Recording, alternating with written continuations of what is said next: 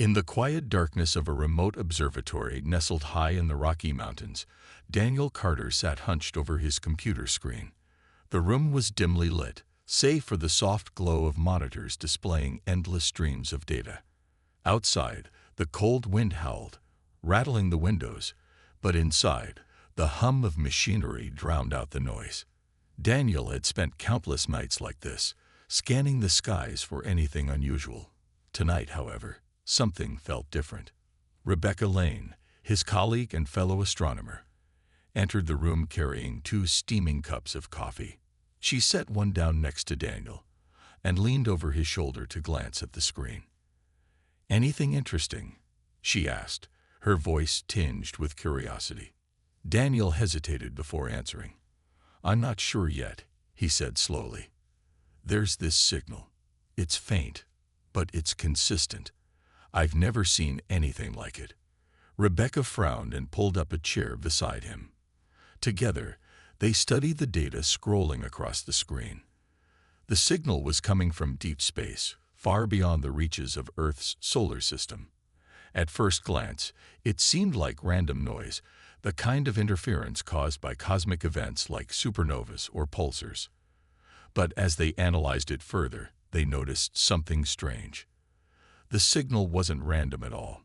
It followed a pattern, repeating every few minutes with eerie precision. "This isn't natural," Rebecca murmured, her brow furrowing. "It's too deliberate, too structured." Daniel nodded, his heart beginning to race. He adjusted the settings on his equipment, fine-tuning the receiver to get a clearer reading. As the signal sharpened, they both froze. Embedded within the transmission were numbers, long strings of them, that repeated in cycles. It didn't take long for Daniel to realize what they were looking at: coordinates. "Are those Earth's coordinates?" Rebecca whispered, her eyes wide with disbelief.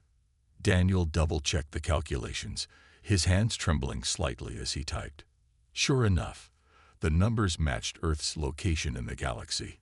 He swallowed hard, trying to process what this meant. "Someone, or something, is sending us a message," he said finally, "and they know exactly where we are." The implications weighed heavily on them both. For years, scientists had wondered if intelligent life existed elsewhere in the universe. Now, it seemed, they had their answer, and it wasn't comforting. Whoever had sent the signal wasn't just aware of Earth's existence. They had pinpointed its exact location in the vastness of space. As they continued decoding the transmission, another piece of information emerged. Hidden within the stream of data was a phrase, written in broken English: "Earth identified for annexation." The words hit them like a punch to the gut. Rebecca broke the silence first. "Annexation. What does that even mean?" "It means they're planning to take over," Daniel replied grimly. His mind raced with possibilities. None of them good. "We need to tell someone about this. Someone who can do something." But who would believe them? To the outside world, they were just 2 astronomers working late into the night. Their discovery sounded more like science fiction than reality. Still, they couldn't ignore it. Whatever, or whoever, had sent the signal was out there, watching and waiting. And if they didn't act quickly, humanity might not have much time left. With a sense of urgency settling over them, Daniel and Rebecca began preparing their findings to share with NASA. They knew the road ahead wouldn't be easy, but one thing was certain: Earth's fate now rested in their hands. Daniel and Rebecca arrived at NASA headquarters in Houston the next morning, their minds still reeling from the discovery. They carried a small laptop filled with data, charts, and recordings of the mysterious signal. The building buzzed with activity as scientists and engineers hurried through the hallways, but Daniel and Rebecca felt out of place. They weren't used to being at the center of attention, and the weight of what they had uncovered made them nervous. They were ushered into a conference room where Dr. Laura Simmons, a senior advisor on extraterrestrial affairs, waited for them. Her sharp eyes scanned the 2 astronomers as they set up their presentation. She was a no-nonsense woman in her late 50s, with short gray hair and a calm but commanding presence. "All right," she said, folding her arms. "Show me what you've got." Daniel took a deep breath and began explaining their findings.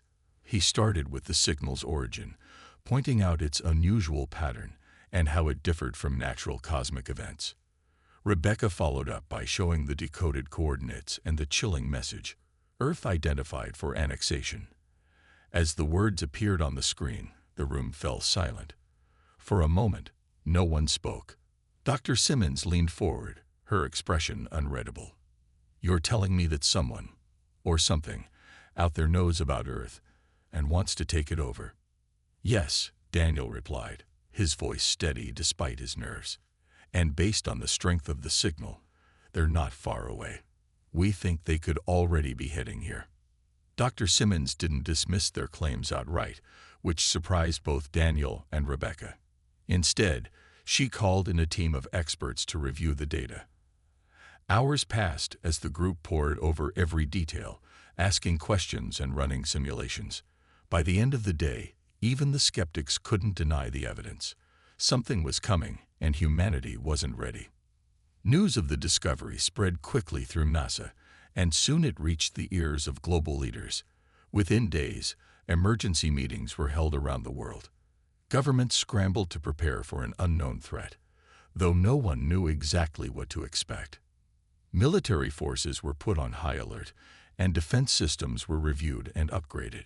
Scientists worked tirelessly to develop new technologies that might help protect Earth, but progress was slow. Meanwhile, public panic began to grow. Rumors about alien invasions had always been a staple of science fiction, but now they seemed frighteningly real. Social media exploded with speculation, and news outlets struggled to separate fact from fiction. Some people dismissed the warnings as a hoax, while others stockpiled supplies and prepared for the worst. Cities buzzed with tension, and trust in governments began to waver. Jake Thompson, a fighter pilot stationed aboard the International Space Station, watched the chaos unfold from orbit. His job was to monitor space traffic and report any unusual activity. At first, he thought the reports of an alien invasion were exaggerated, but when he received orders to remain vigilant, he realized the situation was serious. From his vantage point above Earth, he couldn't help but feel a sense of unease. If an enemy fleet really was approaching, humanity's defenses would be severely outmatched. Back on the ground, Daniel and Rebecca found themselves thrust into the spotlight. They were invited to brief military officials and government leaders, tasked with explaining the nature of the threat. It was overwhelming, but they knew they had to do everything they could to help. Late one night, after another exhausting meeting, Rebecca turned to Daniel and sighed. "Do you think we're doing enough?" she asked quietly. Daniel hesitated before answering. "I don't know," he admitted, "but we can't give up. If we do, then who will?" As the days turned into weeks, the world braced itself for the unknown. Preparations continued, but uncertainty lingered in the air. Humanity had faced many challenges throughout history, but this was unlike anything anyone had ever encountered. Somewhere out there, a powerful force was moving closer, and Earth's fate hung in the balance. Weeks passed, and the world held its breath. Despite the frantic preparations, there was no sign of the mysterious invaders. Some began to wonder if the signal had been a false alarm or a misinterpretation. But Daniel and Rebecca refused to let their guard down. They spent long hours at NASA, working with scientists and military strategists to analyze every possible scenario. Meanwhile, Jake Thompson continued his watchful orbit above Earth, scanning the skies for any unusual activity. Then, one evening, it happened. Jake was running routine checks on the station's sensors when something caught his eye. A cluster of objects had appeared near Jupiter, moving at incredible speeds. At first, he thought it might be an asteroid field, but as he zoomed in, his blood ran cold. The objects were too large, too uniform. "Mission Control," he said urgently into his headset. "I got something you need to see." Within minutes, images of the fleet were transmitted to Earth. Humanity's worst fears were confirmed. A massive armada of alien ships was heading toward the planet. News spread like wildfire, and panic erupted across the globe. Cities emptied as people fled to rural areas, hoping to escape whatever devastation might come. Governments issued emergency broadcasts, urging citizens to stay calm and prepare for the worst. The ships were unlike anything anyone had ever seen. Sleek and metallic, they glowed faintly with an otherworldly light. As they moved closer to Earth, their sheer size became apparent. Each vessel dwarfed even the largest human-made structures, casting ominous shadows over the planet below. It was clear that these beings possessed technology far beyond humanity's understanding. From his position in space, Jake watched as the fleet approached. He felt a mix of fear and awe, knowing he was witnessing history, and possibly the end of it. Mission Control instructed him to maintain a safe distance and document everything. His hands trembled as he adjusted the cameras, capturing footage of the advancing armada. Back on Earth, leaders convened in secret bunkers to discuss their next move. Military commanders debated whether to launch a preemptive strike, but without knowing the capabilities of the enemy, such an action seemed suicidal. Instead, they decided to establish communication. If the aliens could send a signal, surely they could receive one. A message was broadcast from Earth's most powerful radio telescopes. It was simple and direct. "We are here. We seek peace." The words echoed into the void, met with silence. Hours ticked by, and just when hope began to fade, a response came. It wasn't in English, but the translation algorithms worked quickly. The message was blunt and chilling. Surrender or be destroyed. The ultimatum sent shockwaves through the world. Governments argued over how to respond. Some called for immediate surrender, believing resistance would only lead to annihilation. Others insisted on fighting back, no matter the odds. Amid the chaos, ordinary people struggled to come to terms with their impending doom. Families gathered together, saying tearful goodbyes. Religious leaders prayed for salvation. The streets were eerily quiet, save for the occasional siren wailing in the distance. Jake, still stationed above Earth, relayed updates to Mission Control as the alien fleet drew nearer. He described their formations, their speed, and the strange symbols etched onto their hulls. Every detail was scrutinized, every possibility considered. Yet despite all the planning and preparation, humanity remained powerless against the looming threat. As the sun set over the horizon, painting the sky in shades of orange and red, Jake stared out at the approaching ships. He thought about his family back home, wondering if he'd ever see them again. For the first time in his life, he felt truly small, just a speck in the vastness of the universe. Whatever happened next, he knew one thing for certain. Earth's fate was no longer in its own hands. The world waited anxiously as the alien fleet approached. Governments scrambled to decide their next move, knowing that humanity's survival depended on their response. After intense debates, it was agreed that a delegation would be sent to meet with the invaders in hopes of negotiating peace. The task was daunting, but someone had to try. Ambassador Emily Dawson was chosen to lead the team. A seasoned diplomat known for her calm demeanor and sharp mind, she had spent years mediating conflicts across the globe.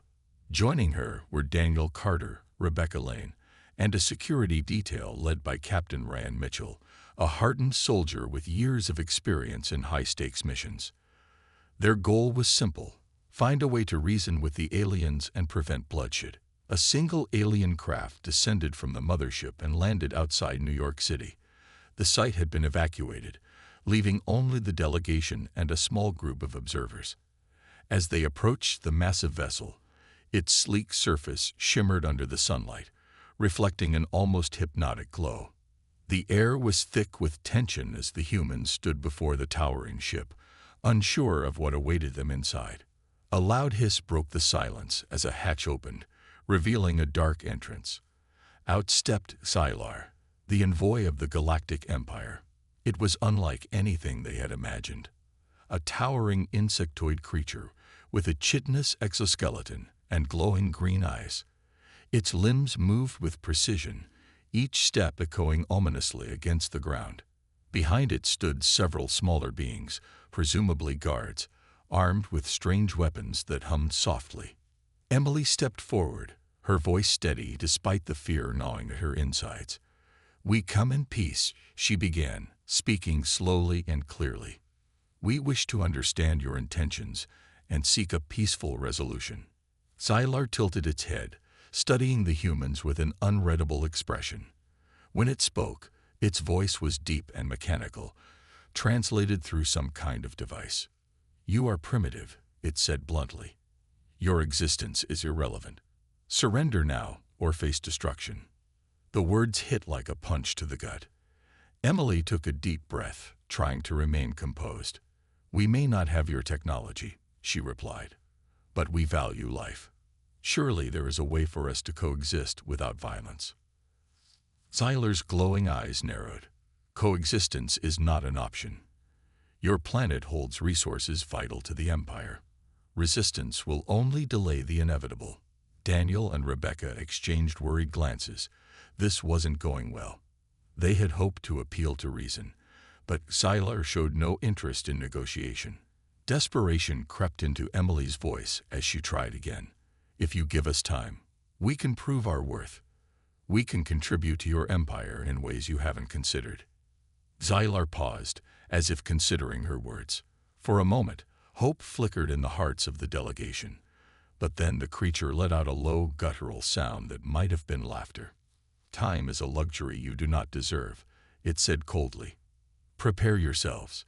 The Empire does not negotiate."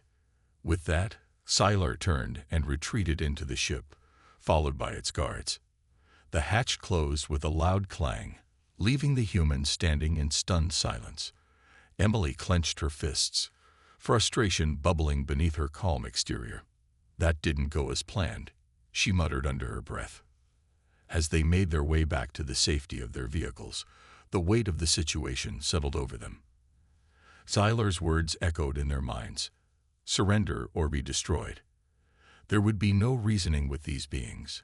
Humanity's only options were submission or war. Captain Mitchell broke the silence. "If they want a fight," he said grimly, "we'll give them one." His tone left no room for doubt. He was ready to defend Earth at any cost. But as the alien ship lifted off the ground and soared back toward the fleet, Daniel couldn't shake the feeling that they were woefully unprepared. These creatures were advanced, ruthless, and unyielding. How could humanity possibly stand against such power? Still, he knew one thing for certain: giving up wasn't an option. Not yet. The failure of the negotiations left Earth's leaders with no choice but to prepare for war. News of Xylar's ultimatum spread quickly, and the world erupted in chaos. Some nations considered surrender, believing resistance would only lead to greater suffering. Others, however, rallied behind President Alan Hayes, who vowed to fight back against the invaders. "We may be small," he declared in a televised address, "but we are not powerless. We will defend our home, no matter the cost." A secret coalition was formed, bringing together military strategists, scientists, and hackers from around the globe. Among them was Mia Rodriguez, a young hacker known for her ability to break into even the most secure systems. Though she had spent most of her life avoiding authority, Mia now found herself working side by side with some of the brightest minds on the planet. Her skills would prove invaluable in the days to come. Daniel and Rebecca were assigned to a research team tasked with analyzing the alien technology. Using data collected during the encounter with Xylar, they studied every detail of the invaders' ships and weapons. The more they learned, the clearer it became that humanity was outmatched. The aliens' technology was centuries ahead of anything Earth had developed, but Daniel refused to give up hope. "If we can understand how their systems work," he told Rebecca, "maybe we can find a weakness." Meanwhile, Captain Ryan Mitchell led efforts to train soldiers for the upcoming battle. Military bases around the world buzzed with activity as troops practiced new tactics designed to counter the aliens' superior firepower. Jake Thompson, now reassigned to Earth, joined a squadron of fighter pilots preparing for aerial combat. Despite the odds, morale remained high among the soldiers. They knew the stakes, and they were determined to protect their families and their planet. Mia worked tirelessly in a dimly lit room filled with computers and monitors. She had been given access to all available data on the alien fleet, including recordings of their communications. As she sifted through the information, something caught her attention, a faint signal embedded within the transmissions. It was subtle, almost imperceptible, but Mia's sharp eyes didn't miss it. She isolated the signal and ran it through a decryption program. Hours later, she uncovered something remarkable, a flaw in the aliens' communication network. Excited, Mia rushed to share her discovery with Daniel and Rebecca. "Their system isn't perfect," she explained, pointing to her screen. "There's a vulnerability here. If we can exploit it, we might be able to disrupt their entire fleet." Daniel's eyes widened as he realized the implications. "If we disable their communications, they won't be able to coordinate their attacks," he said. "It could level the playing field." But exploiting the flaw wouldn't be easy. The team devised a daring plan. Send a small team to infiltrate the mothership and plant a virus directly into its core. It was a risky mission, one that required precision and courage. Captain Mitchell volunteered to lead the operation, knowing full well the dangers involved. "Someone has to do it," he said firmly. "And I'm not letting anyone else take the fall." As the team finalized their plans, tension gripped the world. People prayed, protested, and prepared for the worst. Stores were emptied of supplies, and underground shelters were readied. Yet amidst the fear, there was also determination. Humanity had faced countless challenges throughout history, and this time would be no different. Together, they would fight, not just for survival, but for the future of their species. In the quiet moments before the storm, Daniel looked at Rebecca and smiled weakly. "We've done everything we can," he said. "Now it's up to them." Rebecca nodded, her expression grim but resolute. "Let's just hope it's enough." The night was cold and silent as the team prepared for their mission. Captain Ryan Mitchell stood at the front of a small group, his face illuminated by the faint glow of a nearby lamp. Beside him were Jake Thompson, Mia Rodriguez, and two other elite operatives, Mark Lewis and Sarah Bennett. Each carried a backpack filled with equipment, including the virus Mia had designed to cripple the alien fleet. Their goal was clear: infiltrate the mothership, plant the virus in its core, and escape alive. The plan was risky, but there was no other option. The alien fleet loomed above Earth like a shadow, its massive ships casting an eerie light over the planet. From the ground, it looked invincible, but the team clung to the hope that the flaw Mia had discovered would be enough to turn the tide. A stealth shuttle awaited them on a remote airstrip, hidden from prying eyes. It was small and unassuming, painted black to blend into the darkness. As they climbed aboard, Jake took a deep breath, trying to steady his nerves. He had flown countless missions before, but this one felt different. This wasn't just about skill or bravery. It was about survival. If they failed, humanity wouldn't get another chance. The shuttle launched quietly, its engines muffled to avoid detection. Inside, the team reviewed their strategy one last time. "We'll dock at the lower bay," Mitchell explained, pointing to a diagram of the mothership. "Once inside, we split into two groups. Mark and Sarah will cover our exit while Jake, Mia, and I head to the core." Mia nodded, clutching her laptop tightly. She had spent days perfecting the virus, but now the thought of uploading it herself made her hands tremble. Jake noticed her unease and gave her a reassuring smile. "You've got this," he said softly. "We're all counting on you." As the shuttle approached the mothership, the team suited up in specialized gear designed to mask their heat signatures. The ship's surface came into view, a sleek, metallic expanse dotted with glowing panels and strange symbols. It was both beautiful and terrifying, a reminder of how far ahead the aliens were in terms of technology. The docking process was tense. The shuttle connected to the mothership with a soft thud, and the hatch opened silently. One by one, the team stepped into the alien vessel. The air inside was cool and smelled faintly of metal. The walls hummed with energy, and the floor vibrated slightly underfoot. They moved cautiously, sticking to the shadows as they navigated the labyrinthine corridors. It didn't take long for them to encounter their first challenge. A patrol of alien soldiers rounded a corner, their movements precise and mechanical. Mitchell signaled for the team to stay low. When the creatures passed, he motioned for them to continue, his hand steady on his weapon. Deeper into the ship, they found themselves in a vast chamber filled with pulsating machinery. Lights flickered across the walls, and strange noises echoed through the space. "This must be it," Mia whispered, her voice barely audible. She knelt beside a console and began connecting her laptop to the system. While she worked, Jake and Mitchell kept watch, their weapons ready. Every sound made their hearts race. Suddenly, an alarm blared, piercing the silence. Red lights flashed overhead, and the hum of the ship grew louder. "They know we're here," Mitchell shouted. Mia's fingers flew across the keyboard as she tried to complete the upload. "Almost done," she yelled over the noise. But the team wasn't alone anymore. Alien soldiers poured into the chamber, their weapons trained on the intruders. Mitchell fired back, covering Mia as she worked. Bullets ricocheted off the walls, and the air crackled with energy. Jake joined the fight, his training kicking in as he aimed carefully, taking down one enemy after another. Finally, Mia let out a triumphant cry. "It's uploaded. Let's move." The team sprinted toward the exit, dodging blasts of alien fire.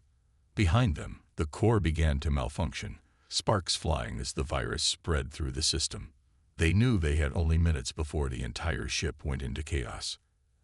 As they reached the lower bay, Mark and Sarah were already waiting with the shuttle. "Go, go, go," Mitchell shouted, pushing everyone inside. The shuttle launched just as explosions rocked the mothership. Breathing heavily, the team watched through the window as the massive vessel shuddered and broke apart. For the first time in days, they allowed themselves a moment of hope. But the battle wasn't over yet, not by a long shot. The shuttle carrying the team sped away from the crumbling mothership, its engines roaring as they fought to put distance between themselves and the chaos behind them. Through the small window, Jake watched the massive alien vessel break apart in a cascade of fire and debris. It was a sight both terrifying and awe-inspiring, a symbol of humanity's defiance against overwhelming odds. But there was no time to celebrate. The virus had been uploaded, but its effects were just beginning to ripple through the fleet. Back on Earth, Daniel and Rebecca monitored the situation from NASA headquarters. Screens displayed real-time data streaming in from satellites tracking the alien ships. At first, nothing seemed to change. The fleet remained intact, its formation steady as it continued its approach toward Earth. Doubts began to creep in. Had the mission failed? Was the virus not enough?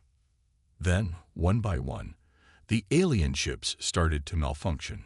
Smaller vessels veered off course, colliding with each other or drifting aimlessly. Larger ships flickered and sparked, their once imposing glow dimming as systems shut down. Panic spread among the invaders, visible even from Earth as erratic movements replaced their precise formations. The virus was working. It was crippling their ability to communicate and coordinate.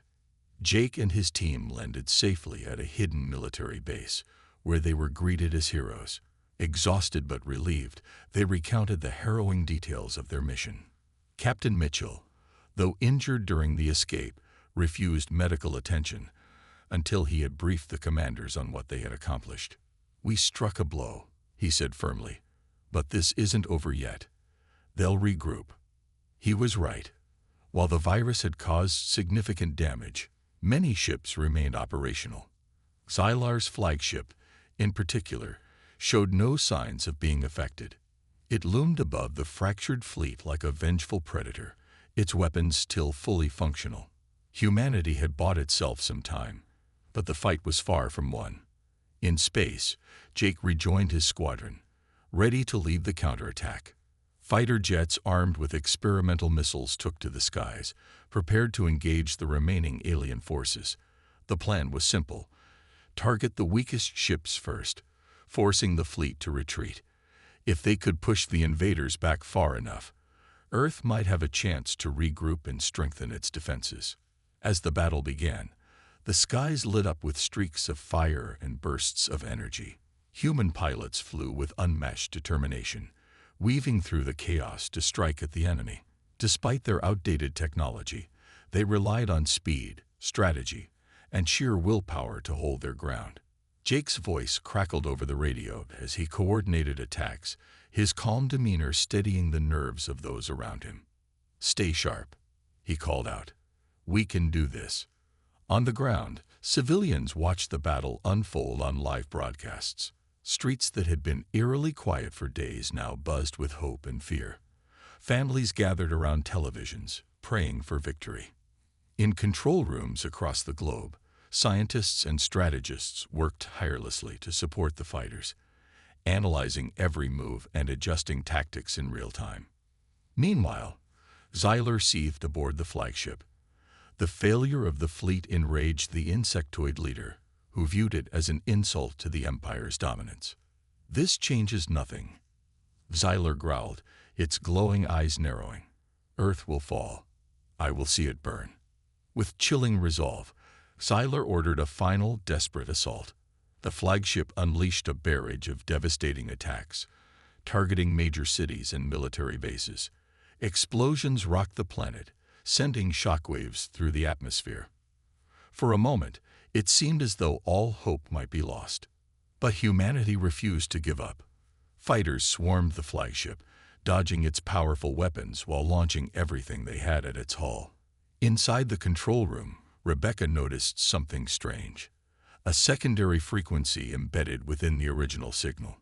She quickly deciphered it, realizing it was a fail-safe command capable of disabling all Imperial technology. "We've got one last shot," she told Daniel, her voice trembling with urgency. "If we transmit this code, we can shut them down completely." Daniel nodded, understanding the weight of the decision. With no time to waste, they sent the command to Mission Control. As the code spread through the alien systems, the flagship faltered, its weapons falling silent. One by one, the remaining ships powered down, leaving the invaders stranded in orbit. For the first time in weeks, Earth breathed a collective sigh of relief. The battle was over, but the scars would remain forever. The victory was bittersweet. The alien fleet, once a looming threat in the skies, now drifted powerless above Earth, its ships dark and silent. But the cost of the battle weighed heavily on everyone. Cities lay in ruins, their streets littered with debris and smoke still rising from craters left by the invaders' final assault. Millions had lost their homes, and thousands more had lost their lives. The world was scared, but it was alive, and that, in itself, felt like a miracle. In the aftermath, Jake Thompson stood on the tarmac of a military base, staring up at the sky. The sight of the disabled alien ships filled him with a mix of pride and sorrow. He had fought alongside brave men and women who had given everything to protect Earth. Some hadn't made it back. Captain Ryan Mitchell was among them. His sacrifice during the infiltration mission had allowed the team to escape, and his name would forever be remembered as a hero's. Rebecca Lane sat in a quiet corner of NASA headquarters, her eyes fixed on the screen in front of her. The secondary frequency she had discovered, the fail-safe command, had saved humanity at the last possible moment. Yet she couldn't shake the feeling of guilt. "If we'd found it sooner," she whispered to Daniel, "maybe fewer people would have died." Daniel placed a hand on her shoulder, his expression somber but kind. "We did the best we could with what we had," he said softly. "And because of you, we won. That's something to hold on to."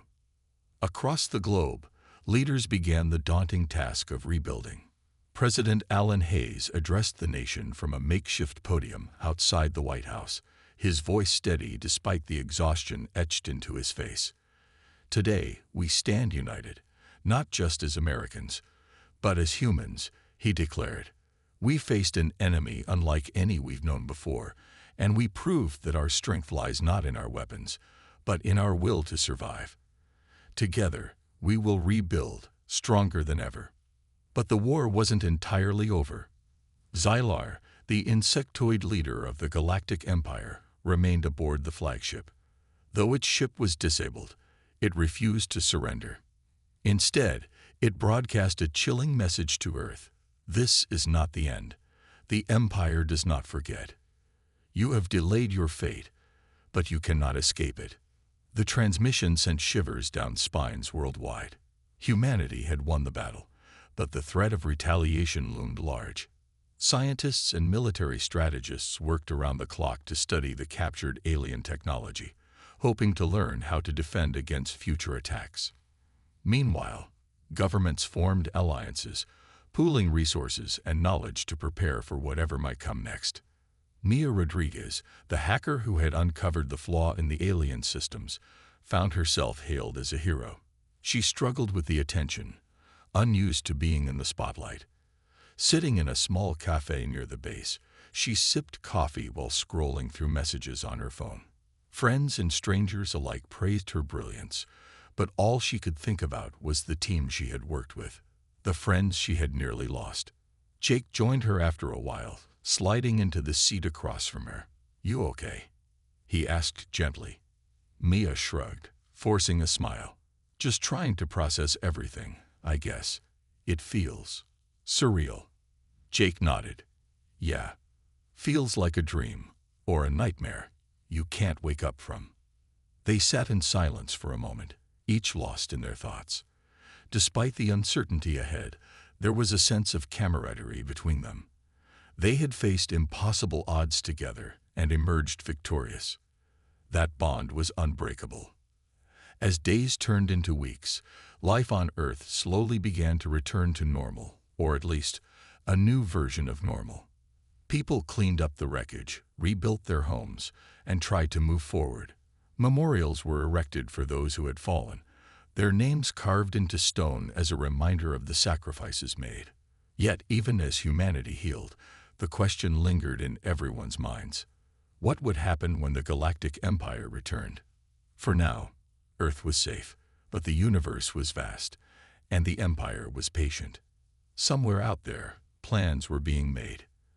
And when the time came, humanity would need to be ready. Months passed, and the world slowly began to heal. The scars of the alien invasion remained visible.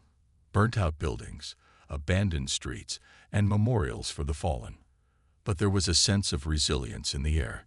Humanity had faced its darkest hour and survived. People started to rebuild not just their cities, but also their lives. Children returned to schools, markets reopened, and laughter could once again be heard in parks and neighborhoods. Yet beneath the surface of recovery, a quiet tension lingered. Everyone knew the peace was fragile. At NASA headquarters, Daniel Carter and Rebecca Lane continued their work, poring over data collected from the disabled alien ships. The technology was unlike anything they had ever seen, far beyond Earth's understanding of physics and engineering. They worked alongside teams of scientists and engineers, reverse engineering the captured equipment in hopes of advancing human defenses. "If they come back," Daniel often reminded the team, "we need to be ready." Rebecca spent countless hours studying the fail-safe command that had turned the tide of the battle. She couldn't shake the feeling that there was more to it, a hidden layer of the code that might unlock even greater secrets. Late one night, as she sat alone in the lab, her hunch paid off. Buried deep within the transmission was another message, written in a language no one recognized. It wasn't a threat or a warning. It seemed almost like an explanation. Rebecca called Daniel immediately. "This could be it," she said, her voice trembling with excitement. "If we can decode this, we might finally understand why they targeted us." Meanwhile, Jake Thompson led efforts to train new pilots for Earth's Defense Force. The military had expanded rapidly since the invasion, recruiting anyone willing to fight. Though the skies were peaceful now, everyone knew it wouldn't last forever. Jake pushed his recruits hard, teaching them everything he had learned during the battle against the aliens. He often thought about Captain Mitchell and the others who hadn't made it back. Their sacrifices fueled his determination to ensure Earth was never caught off guard again. In space, The remnants of the alien fleet remained in orbit, drifting silently. Scientists monitored them closely, wary of any signs of activity. To everyone's relief, the ship showed no indication of reactivation. Some suggested destroying them outright, but President Hayes vetoed the idea. "We don't know enough about their technology yet," he explained. "Destroying it would mean losing our best chance to learn how to protect ourselves." Despite these efforts, Zyler's parting words haunted humanity. This is not the end. No one doubted the Empire's ability to return, and when it did, it would likely bring an even greater force. Governments around the world poured resources into developing new weapons and defense systems, using insights gained from the alien tech. Cities built underground bunkers, and early warning systems were installed across the globe. One evening, Jake stood on a hill overlooking what was left of New York City. The skyline was still scared, but lights shone brightly in the distance, a testament to humanity's refusal to give up. A soft breeze carried the distant sound of laughter from a nearby park. For a moment, he allowed himself to feel hope. Earth had proven it could stand against overwhelming odds. If the Empire came back, humanity would be stronger, smarter, and more united than before. But as he gazed at the stars, Jake couldn't help but wonder. What else was out there? The universe was vast, filled with unknown dangers and mysteries. One thing was certain: Earth's place in it had changed forever. Humanity was no longer alone. Back in the lab, Rebecca leaned back in her chair, staring at the decoded message on her screen. It was fragmented and incomplete, but one phrase stood out: "Balance must be preserved." She frowned, unsure what it meant. Was it a justification for the Empire's actions, or something else entirely? Daniel walked in, carrying 2 cups of coffee. "Any luck?" he asked. "Maybe," Rebecca replied, pointing to the screen. "But I think we're missing something bigger here. Something cosmic." As they studied the words together, the weight of their discovery settled over them. The invasion had been more than just an act of conquest. It was part of something larger, a piece of a puzzle humanity was only beginning to understand. Whatever the future held, one thing was clear: Earth's journey among the stars had only just begun. The final piece of the puzzle came together one quiet morning in Rebecca's lab. After weeks of decoding and analyzing, she and Daniel finally unraveled the meaning behind the mysterious message hidden within the alien transmission. "Balance must be preserved," it read, followed by a cryptic explanation. "Your growth disrupts the harmony of existence." Rebecca sat back, her mind racing as she processed the implications. "They weren't just invading us because they wanted resources," she said slowly. "They saw us as a threat, a species growing too fast, consuming too much, disrupting the natural order of the universe." Daniel nodded, his expression grim. "It's like we were weeds in their garden, something that needed to be removed before we spread further." The realization was sobering. Humanity had always viewed itself as the center of the universe, destined to explore and conquer. But now, for the first time, people were forced to confront the possibility that their actions had consequences beyond Earth, that their survival might depend on learning to coexist with forces far greater than themselves. President Alan Hayes addressed the world once more, this time not with words of victory but of reflection. Standing before a global audience, he spoke candidly about the lessons humanity had learned. "We thought we were alone," he said, "but now we know we are part of something vast and interconnected. If we wish to thrive, we must do so responsibly, with respect for the balance of life, both here and beyond." His speech resonated deeply. Around the world, nations began to rethink their priorities. Investments shifted from weapons development to sustainable technologies. Efforts to heal the planet gained momentum, with initiatives to combat climate change, protect ecosystems, and reduce waste becoming top priorities. Humanity had been given a second chance, and it was determined not to squander it. Jake Thompson watched these changes unfold with a mix of pride and hope. He still led training exercises for Earth's Defense Force, But he also found himself speaking at schools and community events, sharing stories of courage and resilience. "We're stronger than we think," he often told his audiences. "And if we stick together, there's nothing we can't overcome." In orbit, the remnants of the alien fleet remained silent, a constant reminder of the dangers lurking in the cosmos. Yet they also served as a symbol of humanity's potential. Scientists continued to study the ships, unlocking secrets that would shape Earth's future. Slowly but surely, humanity began to advance, its technology improving in ways previously unimaginable. As for Xylar, the insectoid leader's fate remained unknown. Some speculated that the flagship had escaped during the chaos, retreating to report back to the Empire.